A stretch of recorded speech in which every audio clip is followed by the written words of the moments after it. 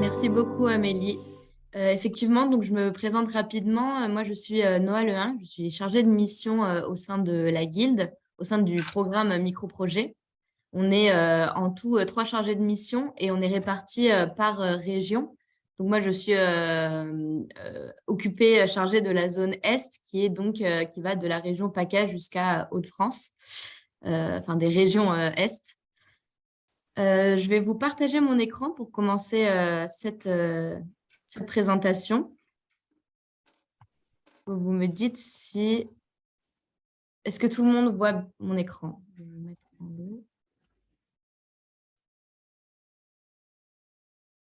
Oui, Donc, merci, on le voit. Excuse-moi, je veux une petite question parce que voilà, je conduis un peu et tout. Est-ce que la présentation, vous pouvez la transmettre ou bien non?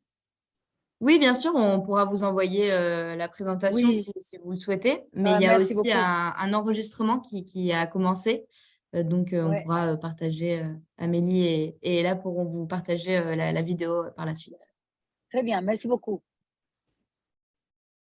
Donc, bon, pour commencer, des petites règles juste pour que ça se déroule le mieux, parce qu'on a 1 heure et demie. Je vais tenter de, bien sûr, laisser un temps pour vos questions, mais au fur et à mesure, si vous avez des questions, n'hésitez pas à m'interrompre. Mais on aura quand même un temps dédié à la fin pour répondre à toutes vos questions.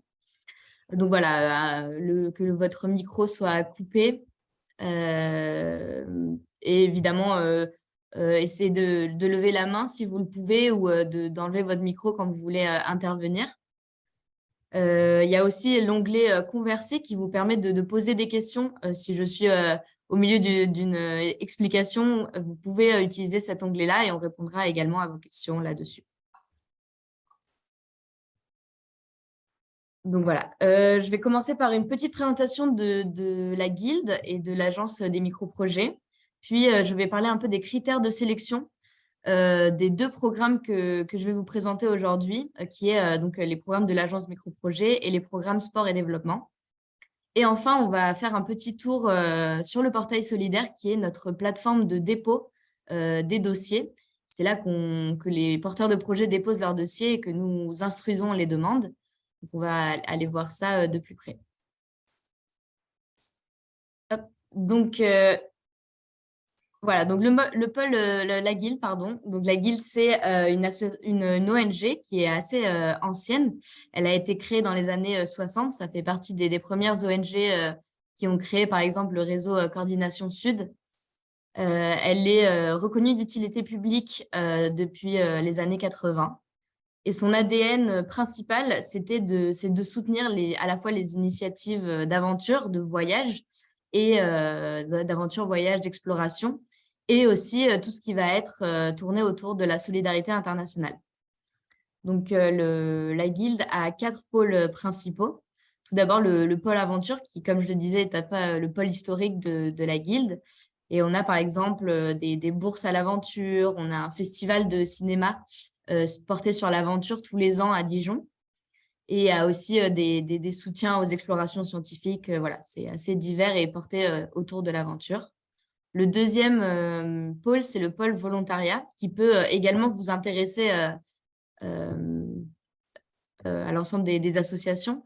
Donc, c'est une des premières ONG pour l'envoi de volontaires en 2 contrats. Il y a les contrats VSI, volontariat de service international, et de service civique. L'idée, c'est donc voilà, de pouvoir prendre des volontaires dans des associations françaises à l'étranger ou en France. Et ce pôle-là se préoccupe et peut vous aider à contractualiser, à créer un lien avec des volontaires, à les trouver également. Donc, si ça vous intéresse, on a aussi ce pôle-là. On a le pôle programme, qui en fait, c'est un pôle qui porte directement des projets. Donc, on est porteur de ces projets. C'est plutôt des projets dans le domaine culturel. On a par exemple une radio de la paix en Irak. On soutient également une radio des femmes en Afghanistan. Il y a beaucoup de projets de rénovation de mosquées ou de bâtiments, de musées, voilà, de bâtiments historiques et culturels. Et on a également un projet de recyclage des déchets au Cameroun. Et enfin, le pôle pour lequel vous êtes aujourd'hui ici, c'est le pôle microprojet. Donc, le pôle microprojet, c'est en fait nos missions, c'est de valoriser ce que vous faites, ce que font les petites et moyennes associations de solidarité internationale en France et à l'international. Et voilà, de favoriser cette mise en place des microprojets et de les faire rayonner à l'échelle française et internationale. Donc, on a 4 activités pour répondre à ces objectifs, à ces missions. La première, c'est donc l'accompagnement et proposer des formations, donc très en lien avec les réseaux régionaux multi-acteurs sur les territoires. Donc, comme le disait Amélie, vous pouvez solliciter des accompagnements auprès des RRMA. Et il y a aussi beaucoup de formations qui sont proposées par ces réseaux. Nous, à Paris aussi, on propose des formations, donc en présentiel pour toute l'Île-de-France et pour toute association qui souhaiterait se rendre à Paris. C'est juste qu'elles sont en présentiel à Paris, au siège, dans le 8e arrondissement. Et on peut également proposer des accompagnements voilà, après échange ou des accompagnements avec les chargés de mission des RRMA. La deuxième activité, c'est le suivi et l'évaluation. Donc, en fait, ça se fait à travers tout d'abord le suivi et les échanges qui se font auprès de nos lauréats tout au long de la mise en œuvre des projets. Et l'évaluation se fait aussi sur le terrain. On a des missions de terrain où on va visiter les projets qui soient en cours de réalisation ou finalisés pour voilà, capitaliser, pour échanger sur les difficultés, sur ce qui s'est bien passé, sur comment on peut voilà, pour voir ce qui se passe concrètement. Et enfin, on a une mission de capitalisation. Donc, l'idée aussi, c'est d'aller visiter des projets et de faire remonter des informations de plusieurs projets qui puissent servir de matériel pour tout d'abord notre médiathèque en ligne. Donc, on a une médiathèque où il y a beaucoup de guides thématiques qui sont spécialisés par pays, par exemple, ou par thématique spécifique. Par exemple, sur l'apiculture, on en a fait un récemment. Donc, on a réuni plusieurs associations qui travaillaient sur ce thème-là et on a fait un peu ressortir les bonnes leçons, les difficultés et qui pourraient aider les associations qui voudraient s'engager dans cette thématique précise. Et enfin, bien sûr, le financement. Donc voilà, nous, on est financé majoritairement par l'AFD qui nous confie 1 million d'euros par an. Et avec ce 1 million d'euros, on finance un certain nombre de micro-projets. Donc voilà, nos dotations vont de… pardon, je vais vous présenter le premier programme qui est celui de sport et développement. Donc, c'est des sessions de dotation qui sont organisées, qui sont tournées sur le sport et le sport comme levier, comme outil qui va servir au développement. Donc, par exemple, des entraînements de rugby qui vont donner confiance aux filles pour prendre confiance en elles, pour se développer. Ça, c'est des projets que l'on soutient à travers sport et développement. Donc, c'est des dotations qui vont de 10 000 à 40 000 euros et c'est uniquement en Afrique. Donc voilà, donc cet appel à projet, il est orienté à destination des associations françaises qui ont un partenaire local ou les structures locales directement sont aussi éligibles, ce qui est la différence avec notre appel à projet général que je vais développer par la suite. Les structures locales peuvent directement présenter une demande de financement. Les critères sont assez similaires avec celui de l'appel à projet classique, donc que l'association française ou la structure locale soit enregistrée en préfecture, qu'elle ait plus de 2 ans d'existence, qu'elle ait moins de 500 000 euros de ressources annuelles. Et comme je le disais précédemment, c'est uniquement pour des projets en Afrique et uniquement tournés sur la thématique du sport. Une autre spécificité de ce programme, de ces sessions de dotation, c'est que les zones rouges, les pays zones rouges indiquées dans la carte par le MEAE, ne sont pas éligibles. Donc, par exemple, le Burkina Faso n'est pas, une grande partie du Burkina Faso n'est pas éligible à cette dotation.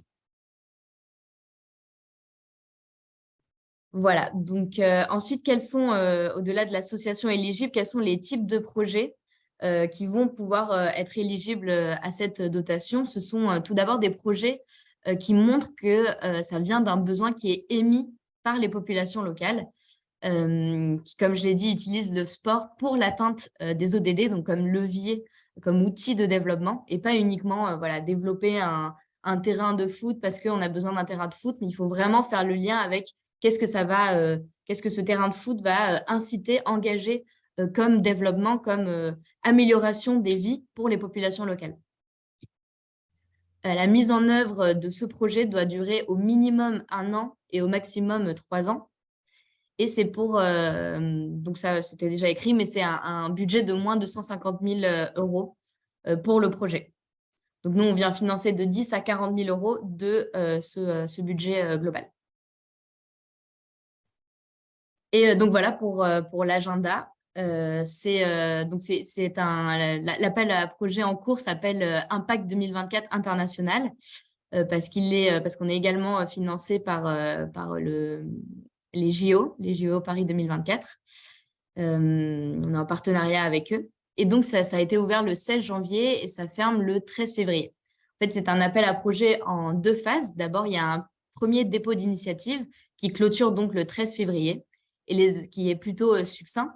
Et les associations qui sont présélectionnées pourront déposer un dépôt plus complet. Et il y a une deuxième phase de sélection par la suite. C'est pour ça que l'ouverture est plus courte que peut-être pour notre appel à projet généraliste, par exemple.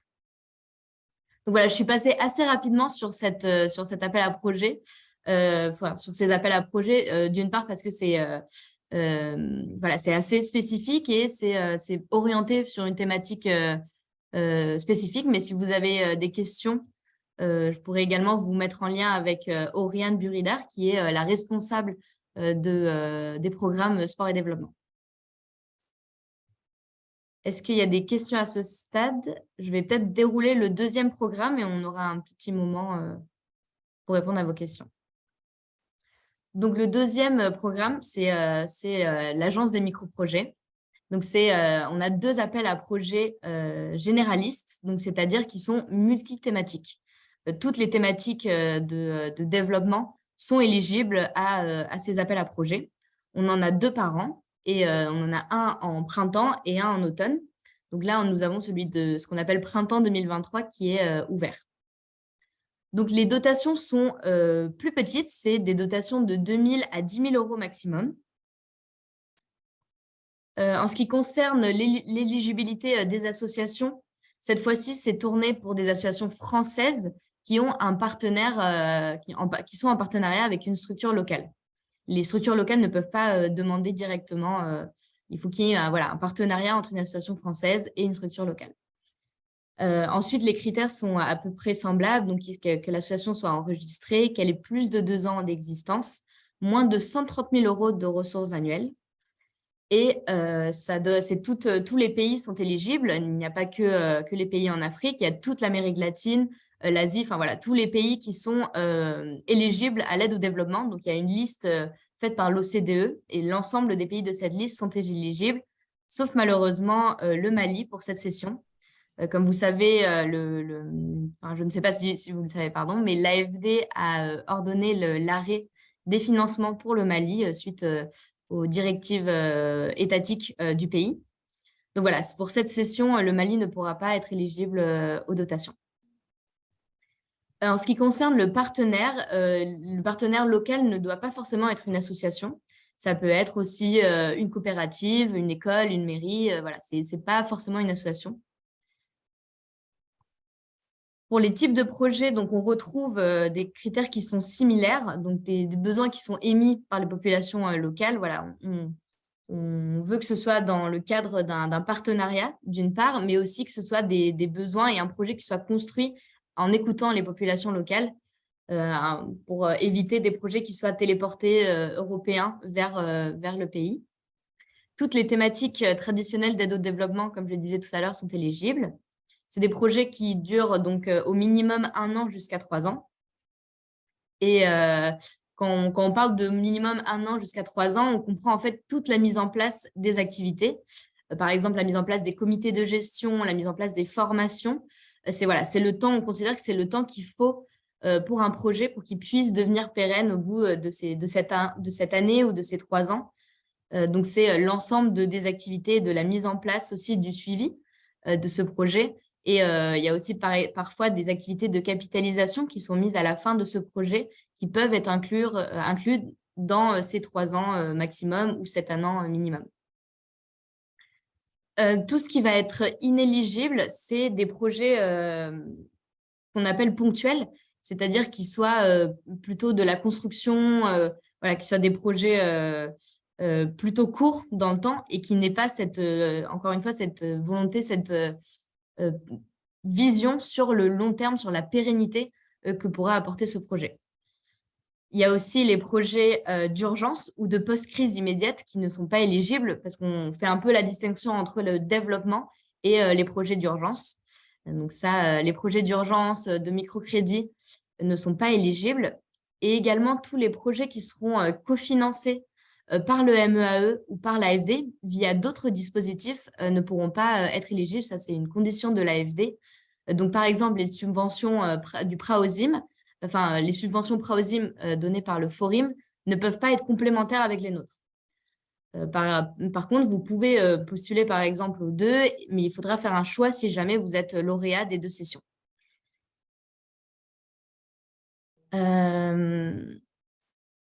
Donc, en termes de… On va passer après sur les dépenses qui sont éligibles ou pas, mais tout ce qui est inéligible, c'est d'une part toutes les études de faisabilité, tout le diagnostic préalable à la construction et à la mise en place, l'implémentation de ce projet ne pourront pas être éligibles. Donc ça, c'est quelque chose à prendre en compte parce que c'est vrai que c'est des choses assez coûteuses et qui ne peuvent pas être prises en compte par notre dotation. Également, toutes les activités qui ont déjà été mises en œuvre, nos financements ne sont pas rétroactifs. Donc, on pourra pas financer toutes des activités qui ont déjà eu lieu. Nous, on commence à financer les activités qui ont lieu à partir du 31 mars, qui est la date de clôture de l'appel à projet en cours. Je vous mets donc les dates. Voilà, donc l'appel à projet en cours qui s'appelle Printemps 2023 est ouvert depuis début janvier et se clôture le 31 mars 2023 à minuit. Donc voilà, il faudra bien valider votre dépôt de dossier complet avant le 31 mars à minuit. Et les résultats peuvent s'espérer fin juin pour un versement des fonds en septembre parce qu'il y a tout un processus avec l'AFD d'accord des diligences. Donc, versement pas avant septembre si vous êtes lauréat à cette session.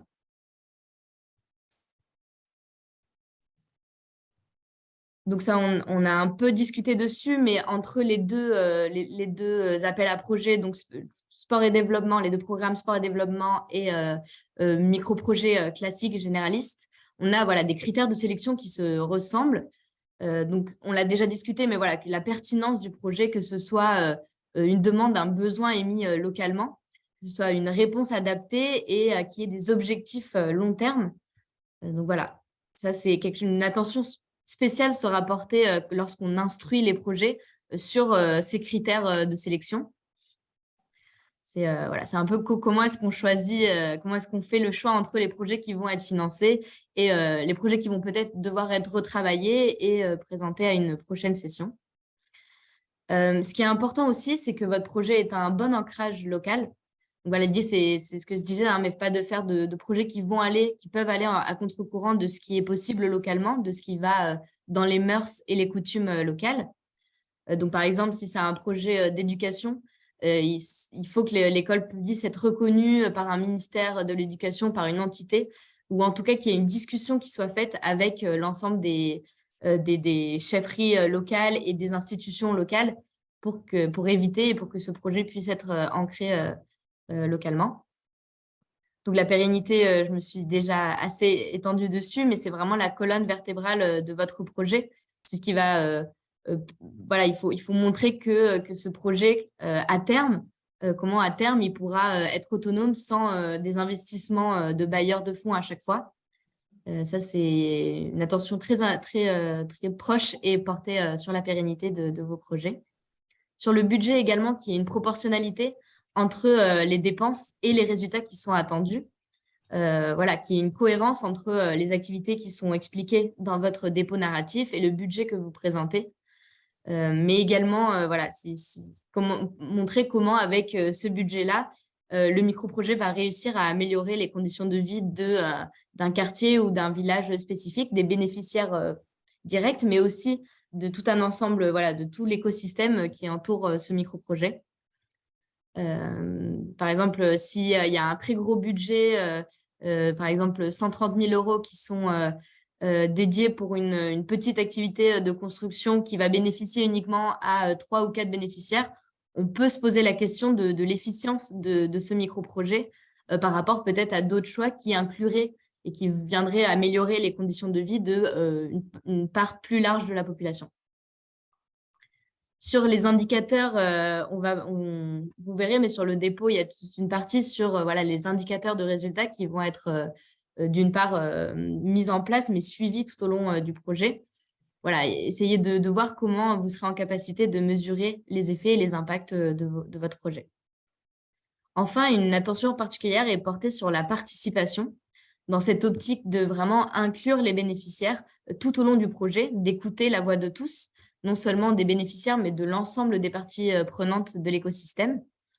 Et donc, voilà, la réalité, c'est que le diagnostic prend beaucoup de temps avant de se lancer, mais ça permet de vraiment écouter la parole de tous et de construire un projet qui ait du sens. Il y a aussi une attention portée en termes de ce qu'on appelle les thématiques transverses. Donc, en termes d'égalité femmes-hommes, par exemple, la thématique du genre est assez intéressante pour nous. Voilà, l'idée de voir comment les femmes vont être incluses, la jeunesse également, comment les jeunes vont être inclus dans ce projet. Est-ce que leur parole est écoutée? Est-ce qu'ils sont représentés? Par exemple, si voilà, il faut aller plus loin que juste inclure des femmes dans le projet, mais vraiment se poser la question de est-ce que leur parole est écoutée?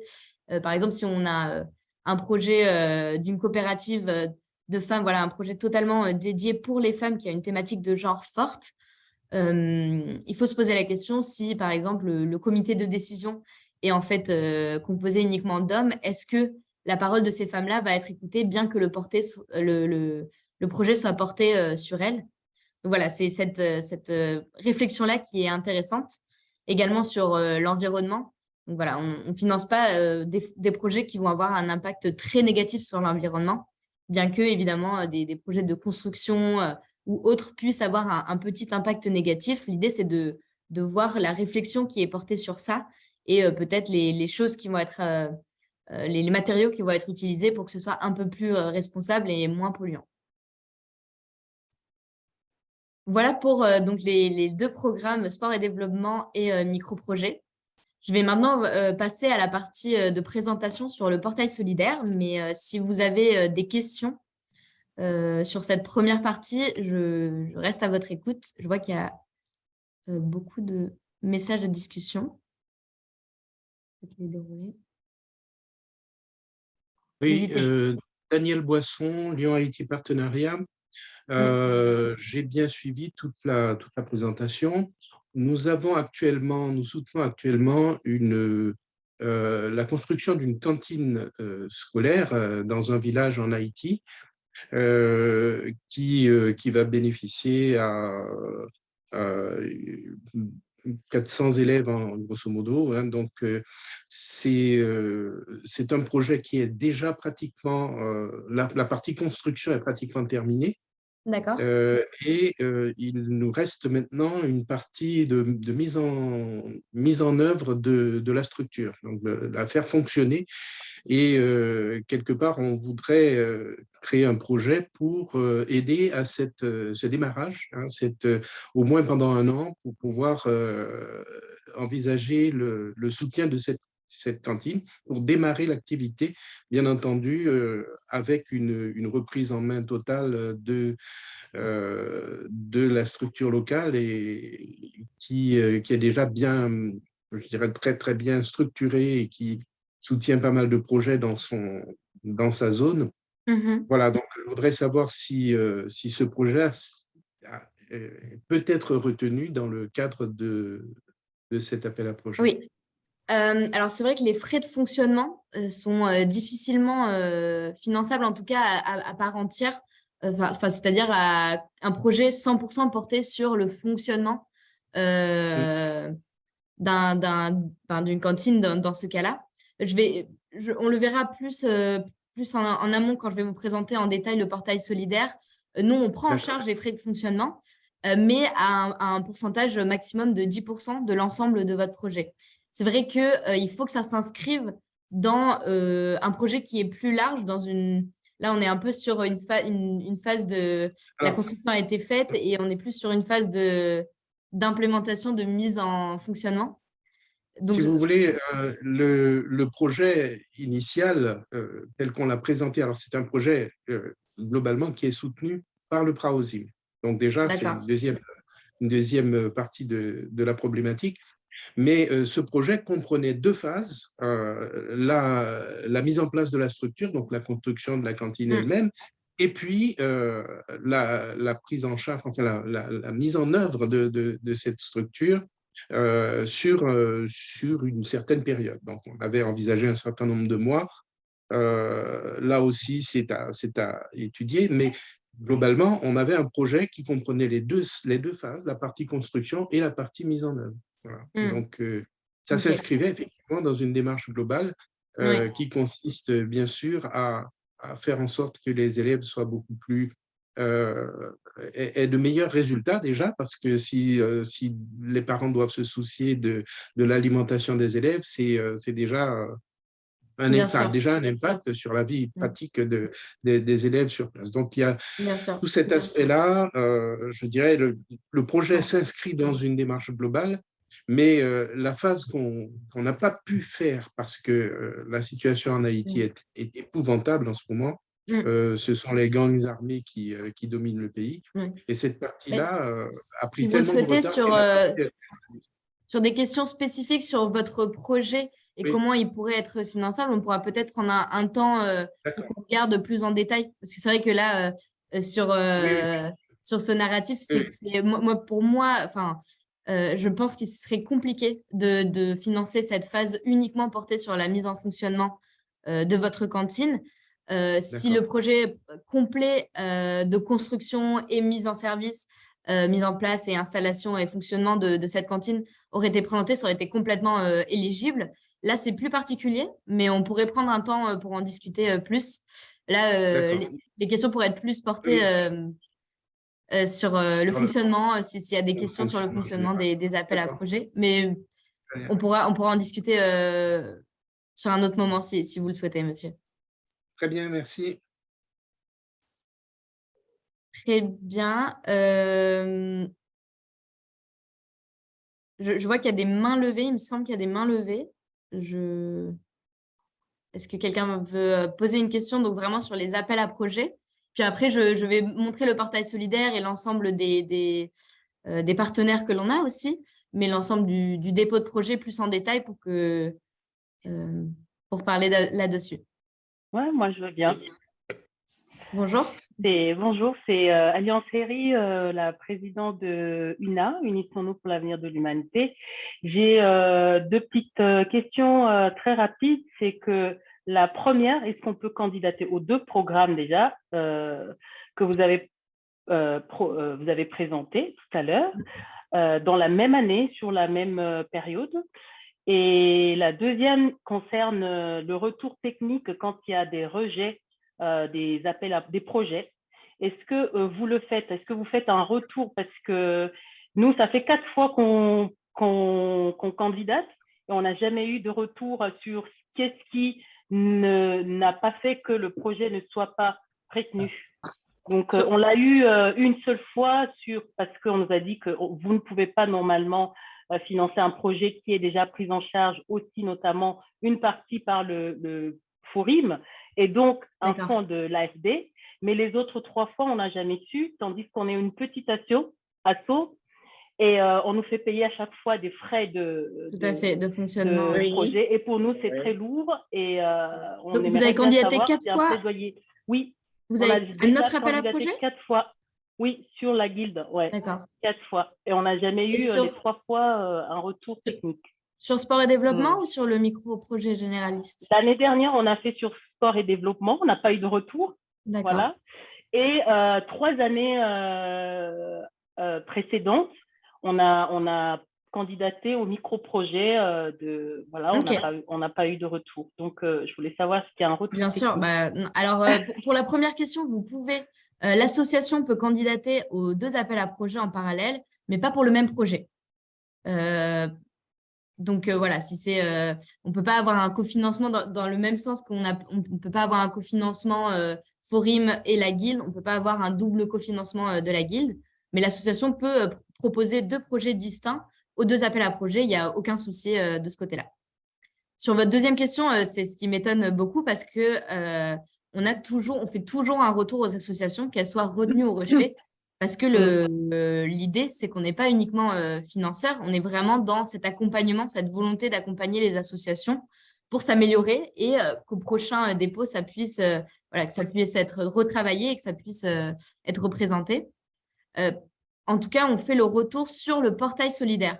On vous envoie un mail de refus et on vous fait Nous, les retours, c'est parce qu'en fait, c'est des instructeurs externes qui instruisent vos dossiers. Il n'y a pas que nous. Nous, on n'est pas spécialistes des thématiques, on est plutôt généralistes. On a une vision globale de la mise en œuvre des projets, mais on n'a pas cette spécialité thématique. Donc, on a des experts externes qui instruisent les dossiers. Et c'est eux qui vont vous faire des retours on a d'ailleurs on a les points positifs, les points de vigilance et les recommandations. On fait même des recommandations à l'association sur le projet qui a été refusé.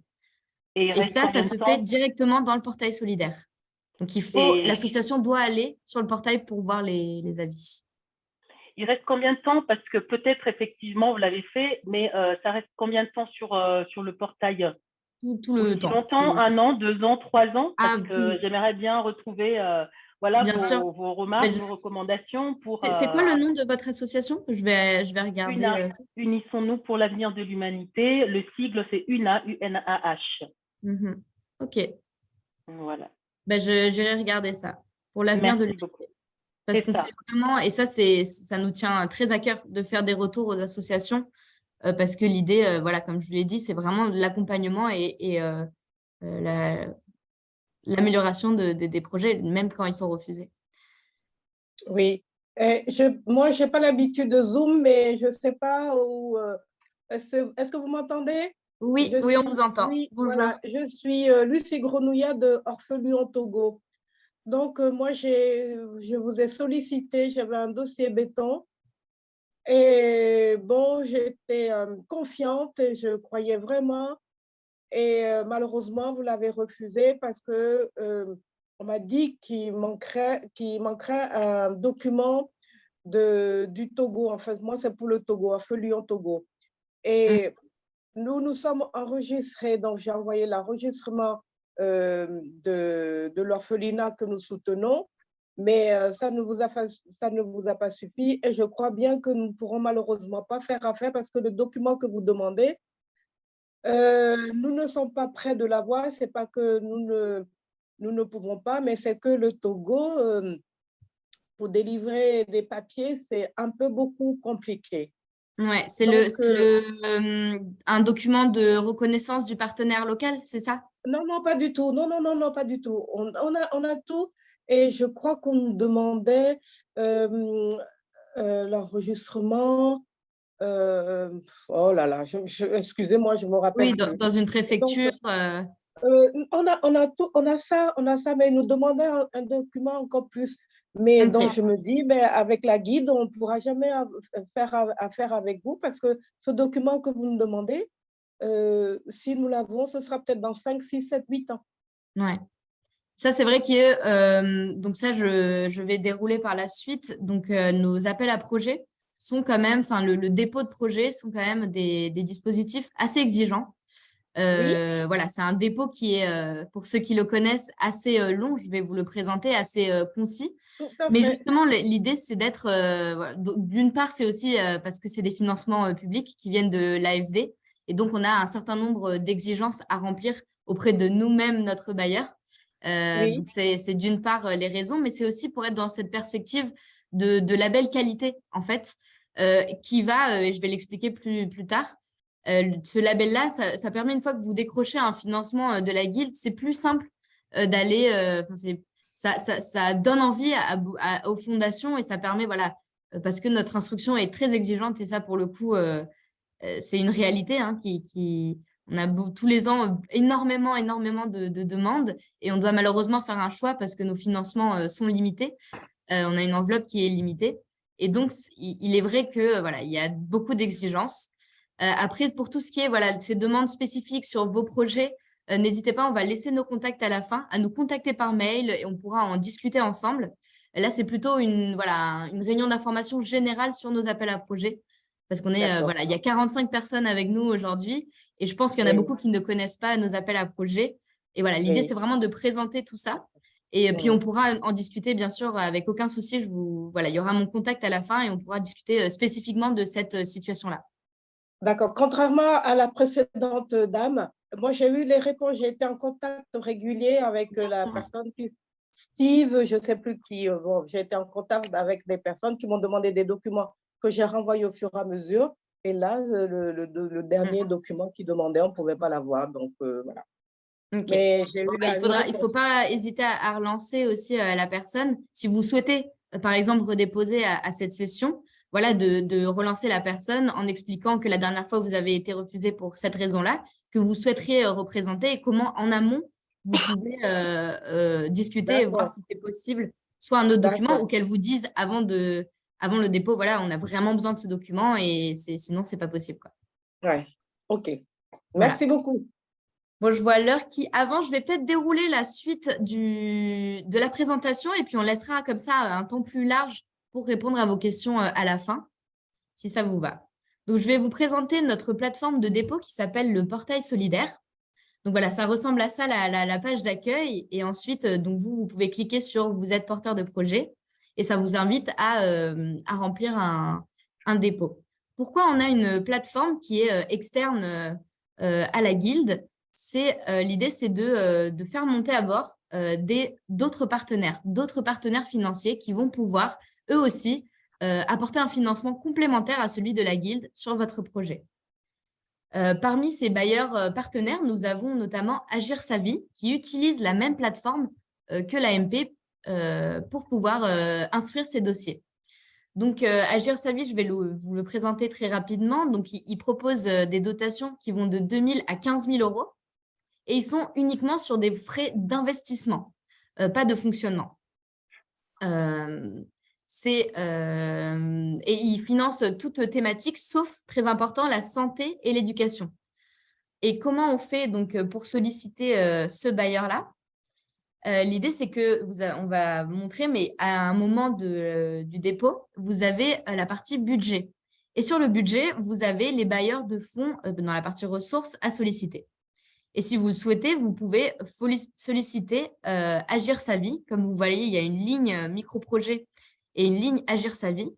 Et si vous souhaitez les solliciter en plus de nous, vous pouvez juste remplir cette ligne-là. Et quand cette ligne est remplie, ça envoie directement votre dossier à Agir sa vie. Ce qui fait que c'est un avantage parce que vous pouvez solliciter notre agence et Agir sa vie avec un même dépôt. Là où, voilà, une très grosse difficulté pour les recherches de financement, c'est toutes ces fondations et tous ces bailleurs, ces multi-bailleurs, où il faut à chaque fois faire une demande auprès de ce bailleur-là.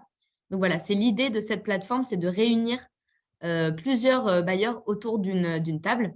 On a aussi des partenaires, des bailleurs qui sont pour le coup plus en retrait. En fait, une fois que votre projet est lauréat, ces fondations vont regarder ces projets lauréats et vont peut-être choisir des projets à financer pour clôturer, pour compléter un budget.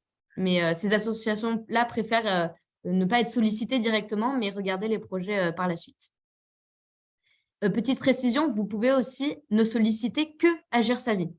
Vous pouvez aller sur la plateforme et choisir juste Agir sa vie et pas demander de financement auprès de l'agence des micro-projets. C'est tout à fait possible.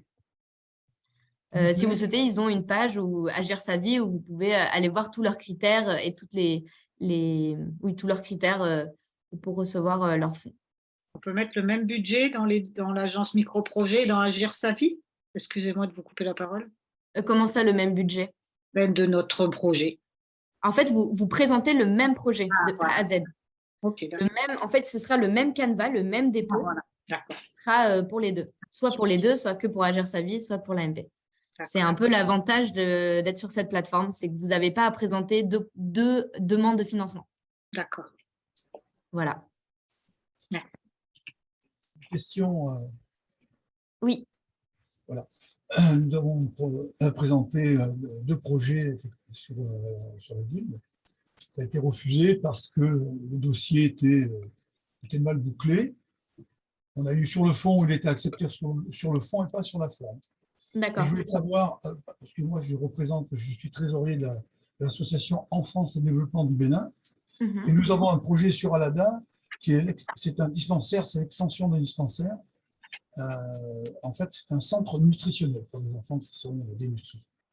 On veut savoir si ça rentrait. On voit, je viens d'apprendre que Agir sa vie, ce n'est pas un projet qui le concerne puisque c'est sur la santé. Tout à fait. Hein, voilà. Et donc, nous, ce que nous avons besoin, c'est d'une aide fonctionnelle, du moins, pour pouvoir remplir un dossier correctement. Voilà. Oui, bien sûr, vous pouvez solliciter un accompagnement. Dans quelle région est basée votre association, monsieur? Dans les Alpes de Haute-Provence, 04240. À Saint-Benoît. Alors, vous pourrez solliciter Territoire Solidaire, si ça vous va, on pourra faire un accompagnement du dépôt de votre projet. Je laisserai mon adresse email à la fin, vous pourrez me contacter. Enfin, de toute façon, j'ai la vôtre, puisque c'est moi qui vous ai envoyé le lien de la présentation. Le son n'est pas très bon, hein, et là.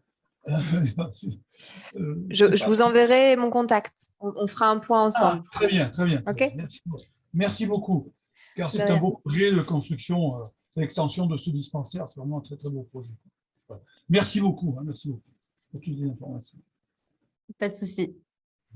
Donc, je vais continuer plus sur donc, le dépôt de dossier sur cette plateforme qui est le portail solidaire. Donc, quelles sont les étapes pour déposer une demande de financement? Tout d'abord, il y a la création de l'espace association.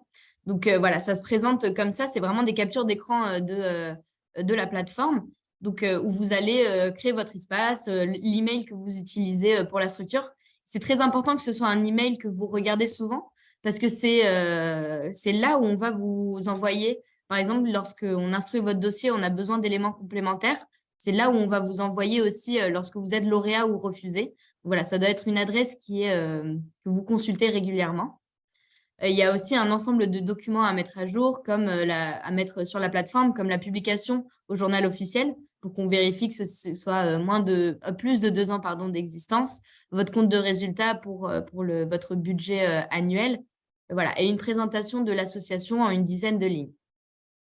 Excusez-moi, j'ai juste une question. On a été créé en février 2021.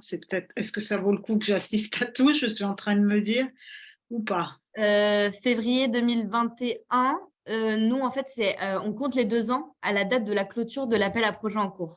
Ça va. Donc, mars 2023. Oui. Donc, normalement, c'est éligible. Bon. Si mes calculs sont bons.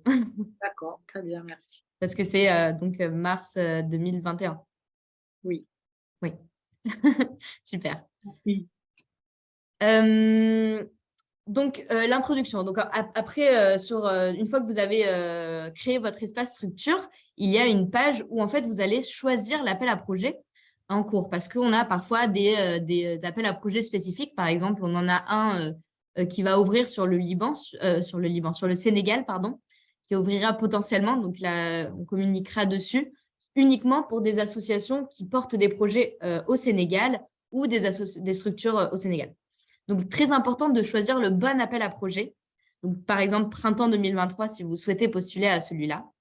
Et ensuite, voilà, il y a toute une partie sur le projet, le titre que vous allez choisir sur votre projet, le sous-titre et un court résumé vraiment très succinct de ce projet. Ensuite, vous allez définir les objectifs généraux de votre projet qui sont en lien avec les ODD.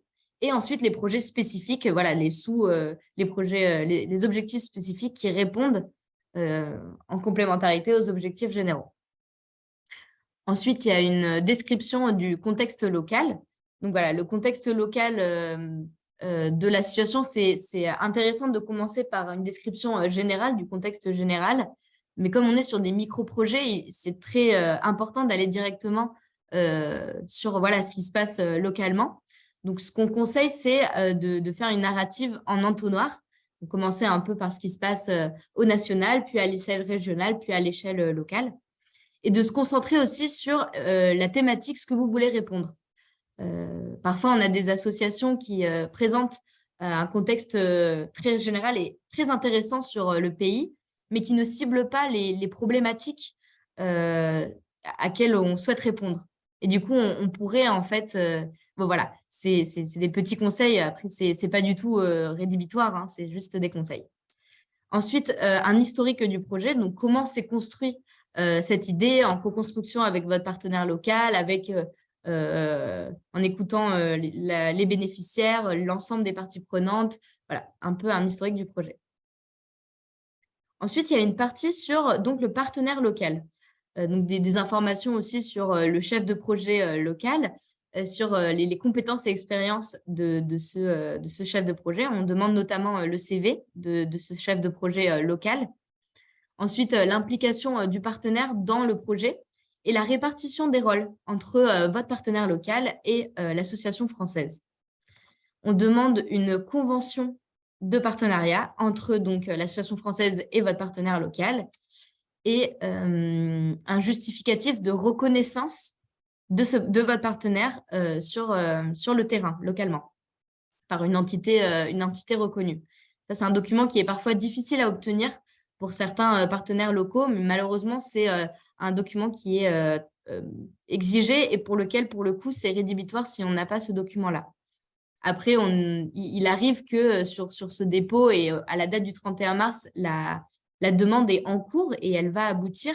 Donc voilà, n'hésitez pas à nous faire remonter quand il y a ce genre de problématique, mais c'est un document qui est assez important, qui est primordial. Ensuite, il y a une partie… Excusez-moi, comment vous appelez ce document-là, s'il vous plaît? On appelle ça un justificatif de reconnaissance du partenaire local. Mais en fait, c'est juste un justificatif émis par une entité reconnue étatiquement qui reconnaît l'existence juridique de ce partenaire. Parce que donc, je ne suis pas revenue dessus, mais votre partenaire local ne peut pas être une personne physique, donc une personne singulière, mais bien, ça doit être une personnalité morale, c'est-à-dire un groupement de personnes qui se sont constituées en association, en coopérative, que ce soit une école, voilà. Mais ça ne peut pas être une personne physique, votre partenaire local. Ah, mais c'est le document de personnalité juridique. Oui, ça peut être ce document. Lors de la déclaration. Exactement, okay. Oui, tout à fait. Ok, merci. Donc ensuite, il y a une partie sur les bénéficiaires. Donc voilà, expliquer un peu quels sont vos bénéficiaires directement impliqués et pour lesquels le projet est porté. Et les bénéficiaires indirects, donc ce que je disais, l'ensemble des personnes qui vont pouvoir bénéficier indirectement de ce projet. Quelle est l'implication des bénéficiaires aussi? On va vous demander. Donc ça, c'est l'ensemble des onglets du dépôt de projet que vous avez à remplir et que nous, ensuite, vont nous servir pour instruire et décider quels projets vont être financés à cette session et quels projets vont être retravaillés pour les prochaines sessions. Donc, ce que je disais tout à l'heure au tout début, mais une attention est portée aux thématiques transverses, donc à l'égalité femmes-hommes dans le projet. Quelle est un peu l'approche qui est menée de ce côté-là? Quelle réflexion est menée de ce côté-là? L'inclusion de la jeunesse, oui ou non et comment? Et une question sur les personnes exclues du projet. Les personnes exclues du projet, on n'entend pas est-ce qu'il y a une exclusion volontaire? C'est souvent une exclusion involontaire. C'est juste qu'on a un projet avec un certain budget qui est limité et malheureusement, on ne peut pas faire bénéficier tout le monde. Donc, quelle réflexion est portée sur ces personnes qui ne pourront pas bénéficier de ce projet? Et est-ce qu'il y a une discussion qui est menée avec elles? Est-ce qu'il y a des choses en place pour éviter des conflits, des problèmes qui pourraient surgir face à cette exclusion qui est pas volontaire, évidemment. Après, il y a une phase 2. Donc là, vous le voyez sur le côté gauche, on voit les différents onglets qui sont ceux que je vous présente depuis tout à l'heure. Donc, les objectifs et la pertinence du projet, votre partenaire local ou vos partenaires locaux. Vous pouvez avoir plusieurs partenaires, vos bénéficiaires, les activités du projet. Donc, c'est la phase 2. Et là, on va vous demander un calendrier général de votre projet. Et c'est là où on va vérifier qu'il fasse entre 1 et 3 ans. Et voilà, ensuite, il faudra dérouler les activités, également les moyens, qui vont être les moyens humains et les ressources qui vont être mises en place pour cette activité précise. Et je crois qu'il y a un micro qui est ouvert. Est-ce que la personne pourrait fermer son micro, s'il vous plaît?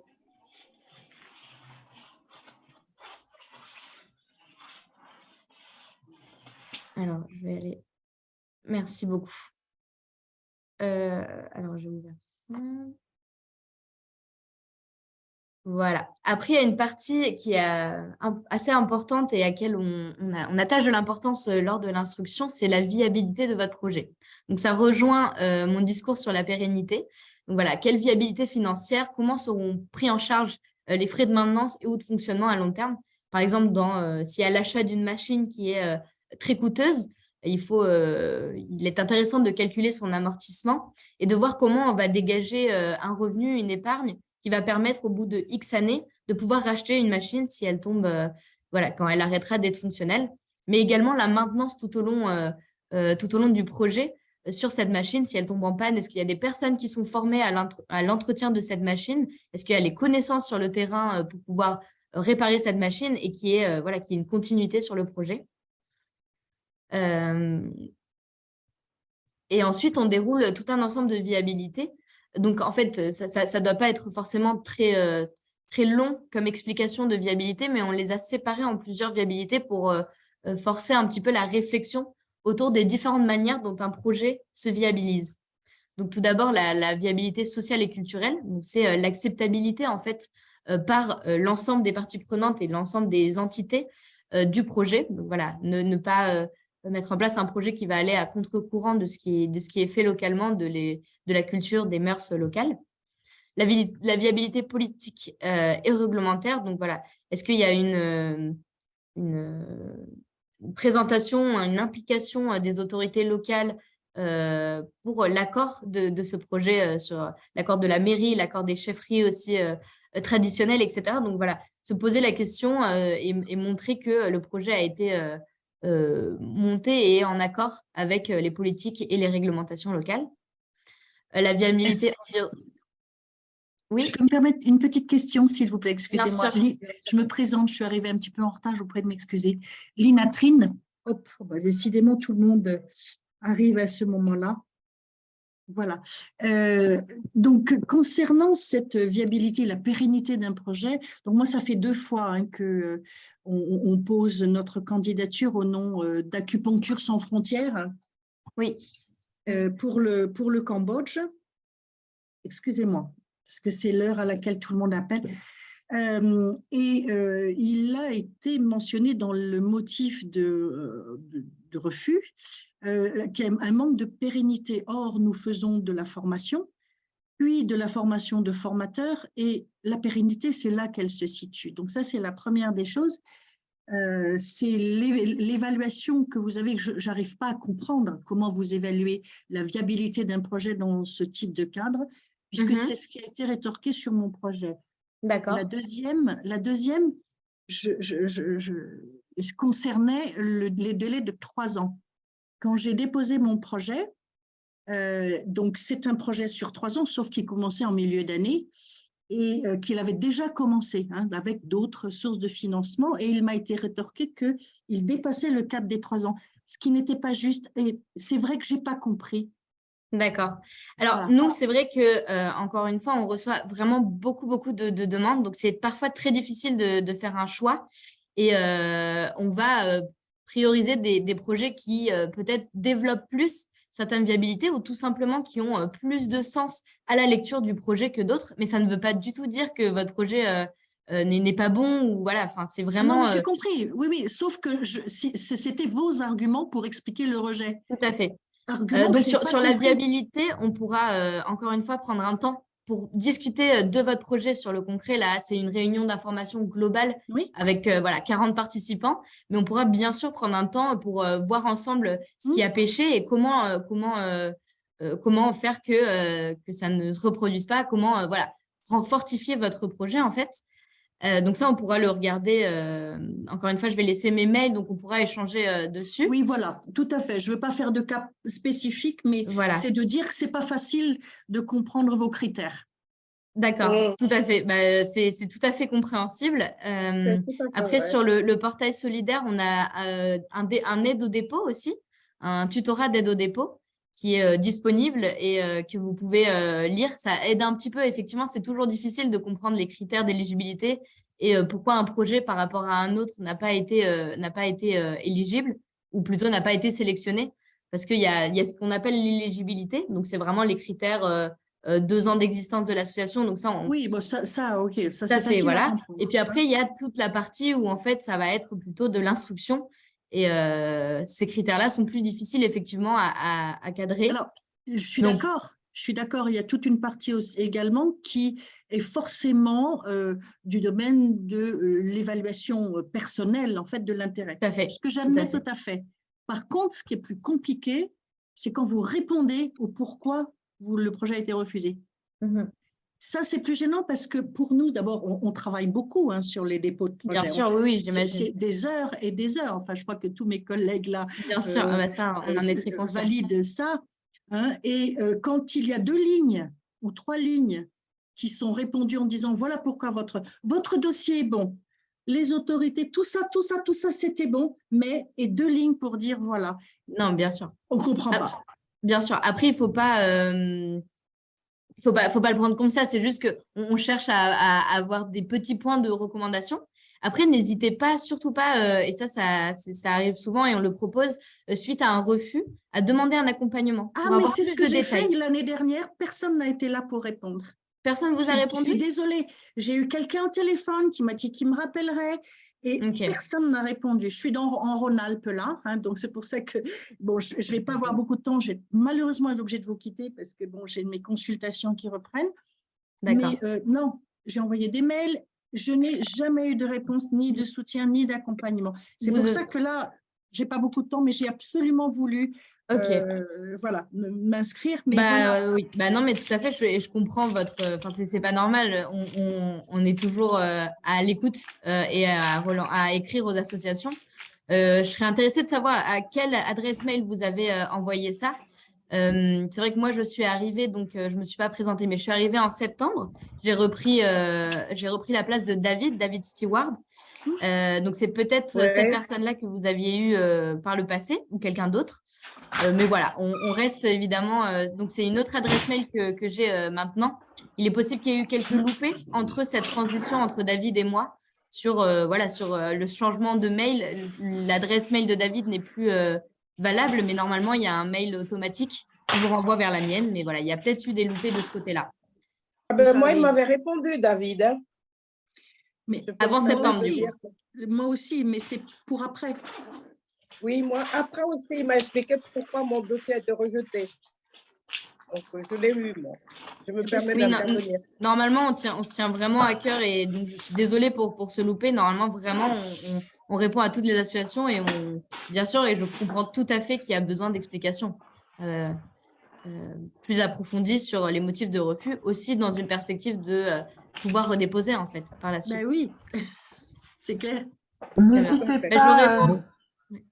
N'hésitez pas à contacter aussi Rezacoop pour les acteurs Auvergne-Rhône-Alpes. On est en contact régulier avec l'agence des micro-projets et la guilde et voilà, on peut aussi pouvoir les contacter pour avoir plus d'informations ou vous faire un retour. Mais je suis ravie, Amélie, de votre intervention parce qu'en fait, de mémoire, c'est vous que j'avais contacté. Rezacoop, j'entends. Puisque c'était ciblé Rhône-Alpes. Et comme je suis en Rhône-Alpes, je me suis dit peut-être qu'ils seront plus accessibles. Excusez-moi, je suis désolée de vous interrompre, mais est-ce qu'il serait possible, je suis désolée, ça va me paraître mal poli ce que je veux dire, mais est-ce qu'on peut avancer avec la présentation de la guilde? Parce que là, c'est des griefs un peu individuels des associations. Tout à fait. Là, le temps, il passe. Je suis désolée de vous couper, mais je pense qu'on est tous là pour apprendre ce que la Guilde a à nous dire concernant les projets. Merci. Vous avez raison, merci. Vous avez raison aussi. On a le mail, on pourra échanger par la suite. Oui, Donc, c'était sur les viabilités. Donc, la viabilité environnementale, ça reprend un petit peu cette inquiétude sur donc, comment votre projet va aller dans le sens du développement environnemental, du respect de l'environnement. Et voilà, donc il y a souvent des choses qui sont mises en place. Et si c'est un projet, voilà, par exemple, de construction, etc., quelles sont juste la réflexion qui a été menée parce que parfois, voilà, la pollution est inévitable, mais quelle est la réflexion qui a été menée pour faire le moins d'impact négatif possible à l'environnement? Sur la viabilité technique, on est plus sur, voilà, sur comment, ce que je vous disais, sur l'entretien du matériel. Donc, comment une machine, par exemple, va pouvoir s'entretenir dans le temps et éviter voilà, si elle tombe en panne, comment elle va pouvoir se faire réparer une fois que sa durée de vie sera écoulée. Est-ce qu'on aura un amortissement qui aura permis de pouvoir racheter une machine ensuite sans financement privé, enfin extérieur? Sur la viabilité organisationnelle, il s'agit plutôt de comment, qu'est-ce qui va être mis en place localement pour que le projet puisse être repris par les personnes locales, par soit la structure locale, soit les bénéficiaires directement. Donc, quels sont l'ensemble de l'organisation qui va être mise en place? Est-ce que c'est un comité de gestion? Voilà. Et ce comité de gestion, qu'est-ce qui prend en charge, par exemple, sur, je ne sais pas, la construction la mise en place d'une caisse à financement pour servir à la viabilité technique. Enfin, voilà, toute cette réflexion dessus. Ensuite, il y a des questions concernant le dispositif d'évaluation, plutôt de suivi-évaluation. Qu'est-ce qui va être mis pour mesurer les effets et les impacts de votre projet? Comment on va, voilà, quel est ce dispositif de suivi-évaluation? Quels indicateurs? Ensuite, il y a des actions, il y a une partie sur les actions de sensibilisation en France, pardon. Donc ça, c'est pas du tout rédhibitoire ou quoi que ce soit. C'est juste intéressant pour nous de savoir, à part ce qui est fait donc directement à l'international, qu'est-ce qui est fait peut-être par l'association française sur les activités que vous portez en France, dans les régions. Il y a souvent des activités qui sont menées par les associations, mais quand il n'y en a pas, cette case n'est pas obligatoirement, ne doit pas être remplie obligatoirement. Et ensuite, également, les prolongements envisagés. Donc, parfois, c'est peut-être un projet pilote qui a vocation à être essaimé ou alors qui a vocation, s'il marche, à peut-être se développer, grandir, ou alors pas du tout. Ce n'est pas du tout une obligation ou quoi que ce soit. C'est juste une réflexion qui peut être menée. Je vais passer maintenant. Oui. Je voulais intervenir au nom de l'association Azovocam. Bonjour Bernard. J'ai eu l'occasion de vous voir récemment et il est vrai que par le passé, il y avait des difficultés de communication, mais c'est vrai qu'en ayant votre mail personnel, ça arrange beaucoup de choses. Puis le fait d'être passé à Paris, parce que j'ai la chance d'avoir de la famille à Paris, facilite beaucoup les choses. J'espère qu'on vous verra au Cameroun en mars, d'après ce que... On va se voir au Cameroun, oui. Voilà. Donc, je fais un petit coucou. J'ai pris en retard la liaison parce que j'ai eu des problèmes locaux de connexion. Mais voilà, mais pour vous dire que pour moi, rien ne remplace le contact humain. C'est vrai que quand on se déplace, on résout beaucoup mieux les problèmes, mais encore faut-il pouvoir se déplacer. Voilà, merci. Moi, je suis Bien sûr. Et c'est une raison pour lesquelles on propose, et on est fortement en lien avec les différents réseaux régionaux multi-acteurs, parce qu'eux, ils sont sur les territoires. Nous, on est à Paris, et parfois, ça difficulte aussi ces échanges comme avec Bernard en face à face. Mais on propose aussi des échanges en visioconférence. Enfin, voilà, il n'y a pas de souci. C'est très bien, c'est très bien. Là, je vous félicite pour ça. Et puis, j'ai des contacts plus diffus avec Resacop, mais bon, mais ce n'est pas un reproche. J'ai plutôt contact avec vous pour l'instant, mais je n'oublie pas Resacop. Mais n'oublie pas, bien sûr, Resacop est très présent également pour toutes les associations d'Auvergne-Rhône-Alpes. D'accord.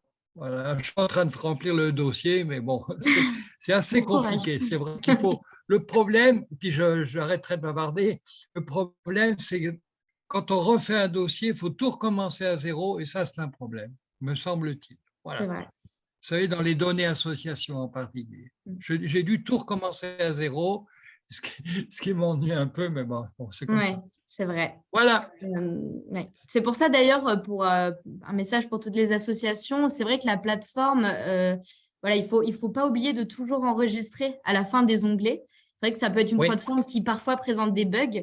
Donc, ce qu'on recommande toujours aux associations, c'est d'avoir en fait votre déroulé sur un Word qui en fait pourra également servir pour d'autres demandes de financement et de faire simplement des copier-coller sur la plateforme. Ça vous permet, on a beaucoup d'associations qui nous appellent, plusieurs qui nous appellent parfois pour nous dire que leurs données se sont effacées parce qu'elles n'ont pas, qu'elles ont oublié d'enregistrer. Donc, voilà, on vous recommande de faire un Word et de faire des copier-coller pour vous, pour éviter de perdre. C'est très important, ce que je ne faisais pas par le passé, et je crois que ça me donne des leçons pour notre association aussi. Merci.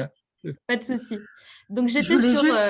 Pardon, très rapidement, je voulais demander aux participants si elles n'ont pas rempli le formulaire pour s'inscrire, de bien me donner leur nom, leur mail, leur structure pour qu'on puisse envoyer justement le PowerPoint, la présentation, les liens qui sont liés.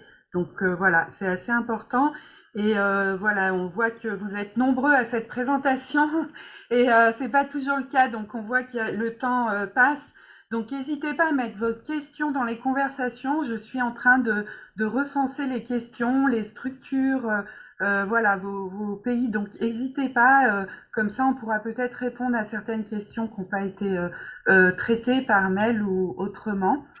Voilà, et dont une question, je ne sais pas si tu as répondu, Noah, parce que c'est vrai que je fais la retranscription, donc des fois je peux rater des informations, mais il y a une question sur le nombre de lauréats et les montants des projets, je crois, qui a été posée, et c'est une question assez importante. Nous, en accompagnement, on insiste aussi là-dessus pour qu'ils prennent cette information qui est assez importante.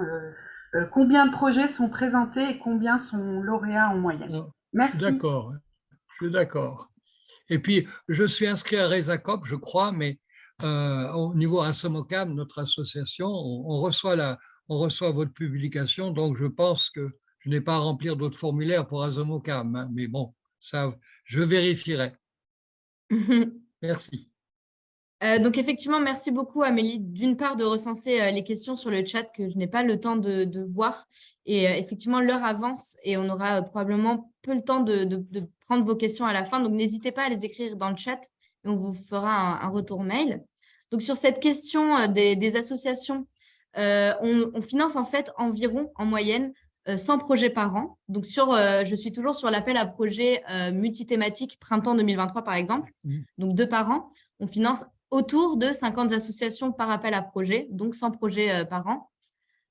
Sur les budgets, donc c'est des budgets qui vont jusqu'à 130 000 €. On est souvent autour de budgets de 40, la moyenne c'est 40 000 €, mais voilà, il y a des budgets plus importants, des budgets plus faibles.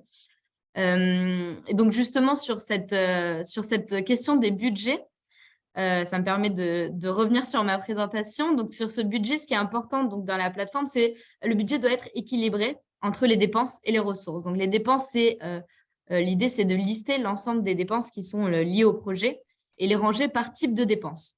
Le plus courant, ça peut être par thématique, donc par exemple frais de construction, aménagement, suivi, évaluation, formation, mais ça peut aussi être par objectif spécifique ou par activité. Les dépenses qui ne sont pas éligibles peuvent être mentionnées pour la cohérence des activités de l'ensemble du projet. Et les modes de calcul, voilà, soit vous expliquez le mode de calcul, soit parfois c'est des devis. Et quand vous mettez mode de calcul devis, on va aller voir dans les factures et les annexes les devis. Donc, il faut bien rajouter ces devis-là. Et s'il n'y a pas de devis, c'est le calcul approximatif, estimatif qui est fait pour en arriver à cette somme-là. Il faut, voilà, une recommandation que je fais souvent en accompagnement, c'est n'hésitez pas à mettre des frais de divers et imprévus. Nous, on finance jusqu'à 5% de divers et imprévus. Également, les frais administratifs, c'est jusqu'à 10% du budget total. C'est des frais où, d'une part, on ne demande pas de facture, de justificatif, et d'autre part, il y a toujours des imprévus. Il y a toujours des difficultés dans les projets, que ce soit léger ou pas. Mais voilà, il ne faut pas forcément mettre le total, mais prévoyez quand même une marge. Je pense que c'est une recommandation qui peut être utile. Encore une fois, ce n'est pas obligatoire, c'est juste une recommandation. Sur la partie ressources, donc le budget, évidemment, on est conscient que le budget a vocation à bouger, mais l'idée, c'est voilà, de nous présenter les autres bailleurs, les autres cofinancements que vous songez ou que vous avez sollicités. Donc, vous avez une petite roulette pour sélectionner s'ils sont soit sollicités, soit acquis. Acquis, oui. Les deux. Et s'ils sont déjà acquis, on demandera donc le justificatif de cofinancement également à mettre en annexe. Donc, ça, c'est aussi important à savoir parce que donc, notre dotation ne peut être que au maximum 50% du total du budget. Donc, par exemple, si vous avez, donc nous, on donne jusqu'à 10 000 €, mais si vous avez un projet à 10 000 €, on pourra financer maximum que 5 000 €. Donc, en fait, il y a forcément des cofinancements qui viennent s'ajouter dans votre budget. Ça peut être des ressources propres, c'est un cofinancement, c'est une autre ressource, une autre ressource, et ça peut être des bailleurs privés ou publics d'ailleurs. Voilà pour le budget.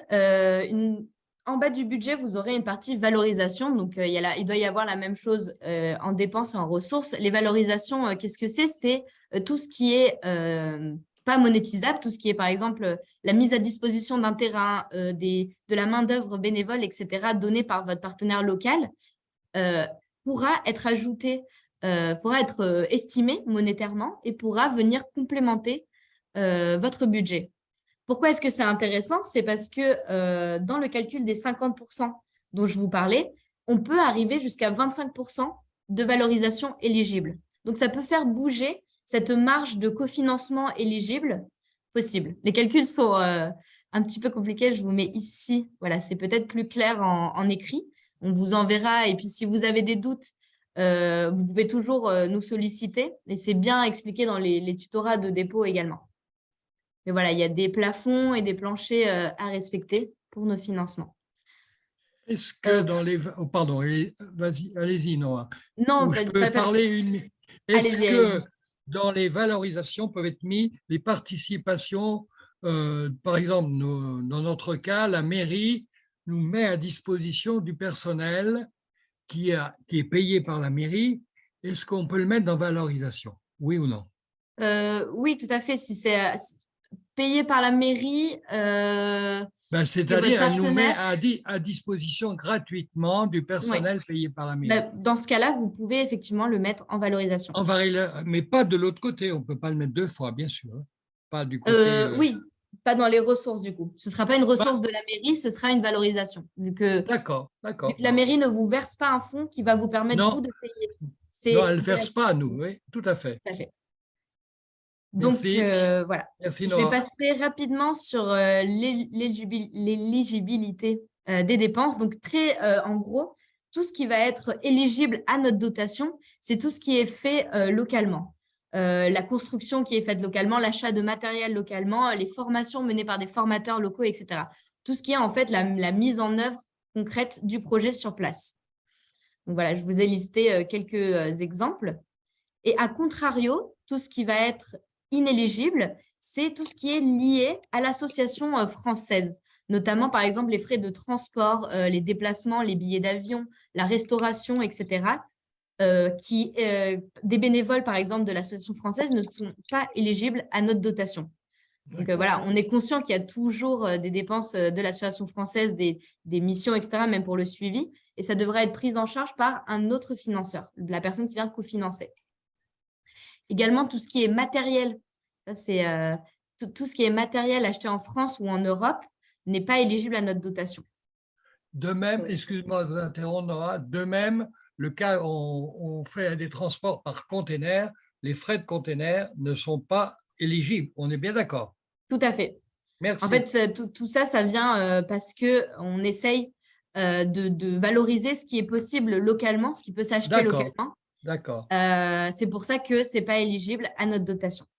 D'accord. Excusez-moi, Noah, mais si c'est matériel acheté ici, ça fait partie de ces projets parce que, à supposer que ce sont des panneaux solaires, ce sont des trucs-là, mais on les achète ici pour beaucoup plus de voilà, par rapport à la qualité, parce que vous parlez aussi de viabilité technique et autres.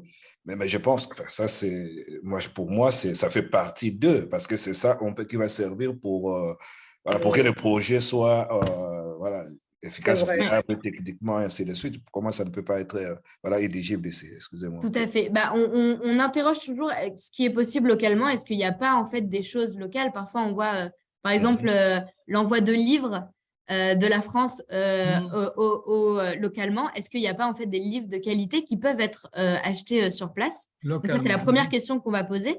Mais il est vrai qu'il y a beaucoup, il arrive, et c'est parfois le cas notamment pour tout ce qui est dans le domaine de la santé, l'achat de matériel qui sont assez médical, spécifiques. Le matériel médical qui est assez spécifique et qui ne va pas pouvoir se trouver localement. Dans ce cas-là, bien sûr, il y a des exceptions et il y a une discussion qui est menée avec l'association. Mais voilà, c'est vraiment, il faut montrer, il faut prouver que ce n'est pas possible et que ce matériel n'existe pas sur place. Oui, parce que sinon, ce n'est pas financé, on est bien d'accord. Parce que c'est notre cas, on crée un centre de santé, on a besoin beaucoup de matériel médical, mais d'après ce que j'ai compris, quand on s'est rencontrés à Noah, eh bien, il vaut mieux l'acheter sur place plutôt que le faire venir de France. Tout à fait. Dans ce cas-là, ce n'est pas pris en charge, on est bien d'accord. C'est ça, si c'est acheté en France, ce n'est pas pris en charge par notre dotation. Par contre, on peut prendre en charge les formations des professionnels de santé, les constructions, l'amélioration, tout ça. Et vous pouvez présenter l'ensemble du projet. Et cette partie devra être financée par quelqu'un d'autre, soit par vos fonds privés, soit par une autre fondation, etc. Par exemple, Agir sa vie, elle finance des frais d'investissement. Donc, ça peut être quelque chose qu'Agir sa vie vienne cofinancer avec nous, par exemple. D'accord, avec Agir sa vie. OK, merci. Pas de souci. Donc, voilà, je vais passer très rapidement pour avoir quand même 5 minutes de questions à la fin. Donc, sur les règles pratiques, sauvegarder régulièrement les avancées. Sur les zones rouges, donc pour sport et développement, ce n'est pas éligible. Pour micro-projets, c'est éligible. Les zones rouges sont éligibles. On peut soutenir des projets au Burkina Faso, voilà, dans des zones de Mauritanie, par exemple, qui sont en zone rouge également.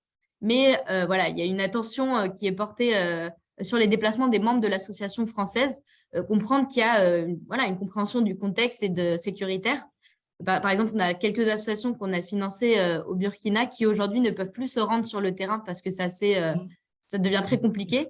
Et donc, le suivi en est affecté. Donc voilà, est-ce que même s'il y a un projet en zone rouge, on va vous demander un plan sécuritaire d'ailleurs. Et voilà, est-ce qu'il y a cette compréhension des difficultés que ça comporte, tout simplement. Merci. Et comme beaucoup l'ont déjà soulevé, c'est effectivement de nombreuses rubriques. C'est un dossier assez chronophage à remplir, mais qui permet aussi de s'améliorer, de peut-être de se poser des questions qu'on ne s'était pas posées et qui va permettre aussi d'être un levier pour d'autres demandes de financement. Sur le processus en général du dépôt de dossier, donc il y a le 31, pardon, il y a la vérification, voilà, il y a la présentation de votre dépôt. Il y a un paiement, comme certains l'ont mentionné, de 20 €, qui sont en fait, c'est plutôt symbolique, mais ça contribue aux frais de fonctionnement tout simplement de la plateforme. Ça ne va pas du tout vers nous, mais plutôt sur la plateforme.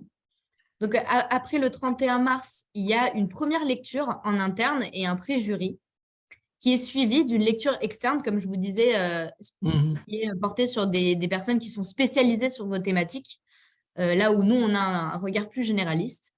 Et ensuite, donc, il y a des mails qui vont vous être envoyés sur le refus ou la sélection du projet, avec toujours des avis du jury en ligne, que vous soyez pris ou pas pris. Il y a toujours, doté ou pas doté à cette session, il y a toujours un retour qui est fait aux associations directement sur le portail. Et là, parfois, c'est vrai que les associations ont du mal à trouver. Donc, si vous avez du mal à trouver, vous pouvez nous faire un mail et on pourra en discuter aussi plus en profondeur. Suite à ça, il y a toute une… Donc, pour les projets lauréats, qui seront lauréats à cette session, par exemple, il y a tout un système de diligence qui est en fait mené par l'AFD pour la lutte contre le blanchiment d'argent et le financement du terrorisme. Donc, il y a un certain délai qui peut prendre du temps. entre le projet lauréat et le versement des fonds. C'est pour ça que je vous dis, si vous présentez à cette session, les fonds seront plutôt versés en septembre. Il y a donc la demande d'une lettre de déblocage et on verse les 2/3 au début. Ça, c'est assez important. Le tiers final, ça doit être avancé par votre trésorerie parce qu'il sera versé uniquement suite à la validation de votre bilan final, narratif et financier. Donc ça, c'est aussi un élément qui parfois échappe aux associations et qui peut être difficile. Il faut prévoir cette avancée de fonds de votre part, du dernier tiers par votre trésorerie. Excusez-moi, une petite question par rapport au versement et par rapport au temps que ça peut prendre, parce que dans le formulaire, voilà, vous dites il y a tout ce qui est sur le chronogramme des activités, vous commencez quand, vous terminez quand. Et maintenant, moi, quand je dois dire que voilà, ça doit commencer au mois de septembre ou au mois de juillet, et pendant que les versements, par rapport à tout ce que vous dites sur les diligences et autres, que ça prend du temps, ben, ça devient un peu difficile pour moi de dire que voilà, il faut que ça commence à telle période pour que je termine à telle période. Alors, qu'est-ce qu'on ferait par rapport à ça? Bien sûr. Bien sûr, ça on comprend tout à fait. Après, il ne faut pas oublier que c'est un dépôt prévisionnel. Il y a toujours voilà, une estimation du temps que ça va nous prendre, l'estimation des activités, qui l'idée c'est de coller le plus à la réalité. Mais là, vous avez les informations, donc le versement ne viendra que en septembre. Il y a certaines associations qui choisissent de commencer avant sur fonds propres ou sur fonds d'autres dotations qu'elles ont déjà reçues, et puis ensuite de recevoir nos financements et de continuer. Il y a des associations qui ont prévu de commencer à partir de septembre ou même octobre en prévoyant cette difficulté, ce versement un peu tardif. Et puis même si finalement il y a un retard, ou il y a toujours, on est très compréhensif sur les retards que peuvent poser ces versements, mais aussi d'autres difficultés sur le terrain qui vont poser un retard. Et tout ça, vous pourrez l'expliquer lors de vos bilans intermédiaires qui sont envoyés si le projet dure plus d'1 an à la fin de chaque année. Et dans votre bilan final, voilà, les retards qu'il y a eu, les modifications aussi, il y en a parfois des petites modifications.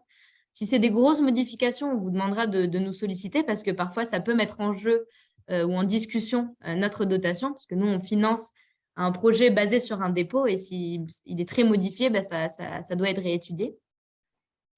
Donc voilà. D'accord. Merci. Donc, il est 14h.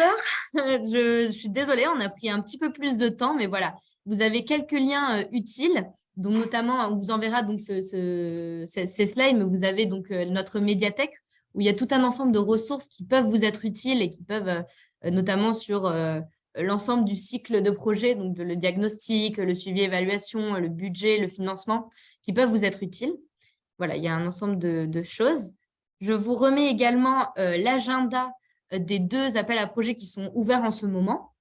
Donc, l'appel à projet Impact 2024 international et l'appel à projet Printemps 2023. J'ai oublié le 2023.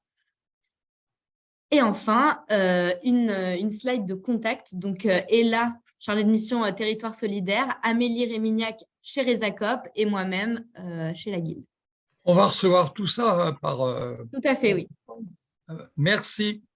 Merci beaucoup. Donc voilà, il est 14h, donc je pense qu'on n'aura pas trop le temps de prendre des questions.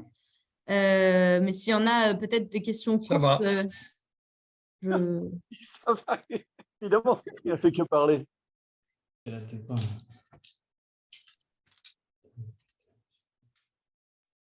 Moi, j'avais peut-être une question courte, si c'est possible. Bien sûr. Donc, je suis Tiffaine Chartrain pour l'association Terre citoyenne et solidaire. En fait, c'est une question par rapport dans la viabilité sur les dispositifs d'évaluation où il est noté mesure des effets et des impacts. Alors, donc, nous, on fait principalement des constructions de forages d'eau potable. On a un suivi qui est mis en place par nos partenaires tous les 3 mois qui vont voir les suivis, les bénéficiaires, voir s'il y a des problèmes, comment ça se passe, voir le comité eau, tout ça. Et nous, on vient, notre association, 1 fois par an. Et je voulais savoir sur le terme mesure, est-ce qu'il faut que ce soit quelque chose qui soit en chiffres vraiment mesurable ou est-ce que ça peut être des critères de suivi qu'on a déterminés par rapport à ces forages et au comité eau et à la population? Oui, tout à fait. Alors, c'est vrai, donc ce qui est intéressant, c'est de mesurer les effets, mais c'est aussi des indicateurs tout simplement de résultats. Donc, comme vous dites, sur qu'est-ce qui s'est fait, qu'est-ce qui s'est pas fait, comment ça s'est fait. Donc, ça ne doit pas être chiffré. D'ailleurs, on soutient beaucoup les indicateurs qualitatifs également.